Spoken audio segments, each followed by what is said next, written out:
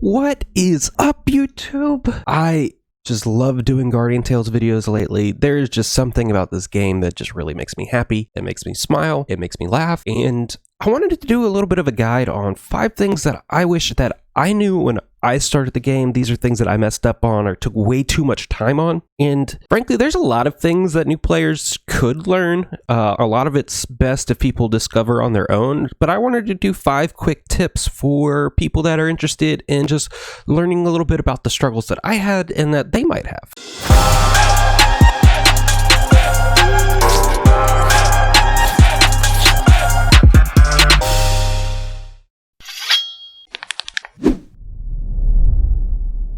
Just do it!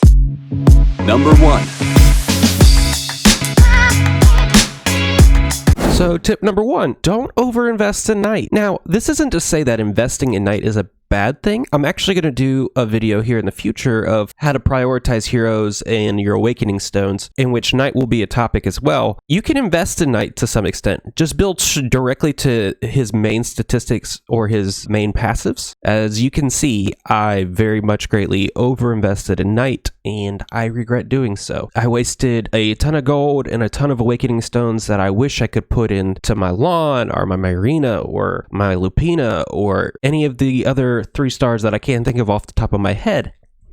So as a new player, when you're playing, feel free to invest in Knight some, but be careful with the resources that you're using, because awakening stones and gold are actually pretty scarce in this game. And though you can beat all of the content in the game without overly committing to these things, you should be careful, because some of the later stages of things, like your mirror rifts and your heaven hold towers, are somewhat gated by your character level, but you can get through the campaign even if you mess up. And you can overcorrect this with given enough time, so enough days of doing the awakening stone dungeon. Number 2. Number 2, if you're gonna spend money on crystals to buy packs during a banner, consider just doing 1 roll a day instead of all of the multis at once. With 1 roll a day, you can get it for 100 compared to the 300 that you have to spend per roll on individuals on a banner. Now, if you were to do 10 multi-pulls with the 10x, you basically get a roll free. But through this, you're getting closer to half free. So if you're willing to be patient, consider doing just the 100 crystal option a day. I didn't even know this was an option when I spent money on this game, and I regret not doing this. I really do. The banners last quite a while, like 2 weeks, so you have 14 rolls that you can do this way, and if you want to do more, feel free. But I highly suggest you do this to save the most of your crystals, and just be aware that it's an option. Number 3. Number 3, source your pot and do pot. Now with this, I mean, go out of your way to look for pots and breakable objects on the map and break them. Also, be sure to pick them up and throw them at things. A lot of quests and a lot of interactions in the game actually require you to throw things like pots or books at something, or to walk them by a fire and then carry them to something. So be sure to be trying things like that. A lot of your gold pieces and your purple coins are actually hidden in breakable objects. So if you're someone that's looking to complete everything and get the most amount of crystals the game can offer you for free, which you should be as you play the game, just be sure to keep your eye out for pots and breakable objects. And think in your head, when a quest is presented or an interaction is presented, could I possibly just need to throw something at this person? Number 4.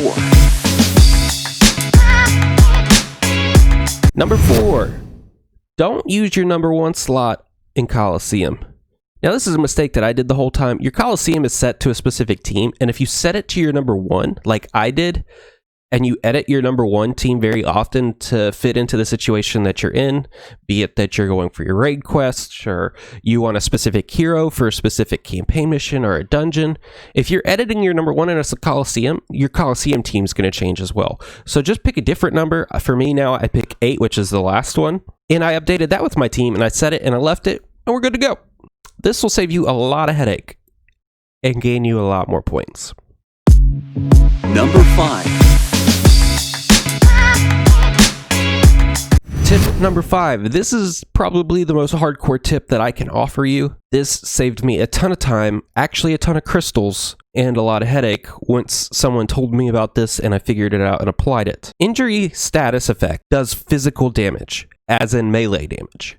So if you're a ranged unit like Tenia and you apply an injury effect to someone, that extra bonus damage that the injury effect applies to someone is done as melee damage.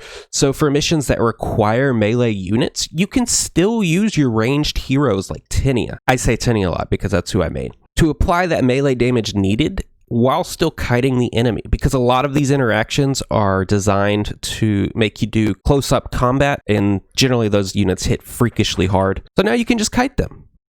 Alright guys, that's my 5 quick and easy beginner's tips and things that I wish I knew. If you want to know more tips, leave it in the comments below. Give me a like. I'm still trying to learn what it is that you guys want to see out of me. I enjoy just making these and doing the research behind these and just, you know, giving my honest take on things and just being here. So if you want to see something specific that doesn't require my brain to burst, let me know in the comments. I'm happy to do it.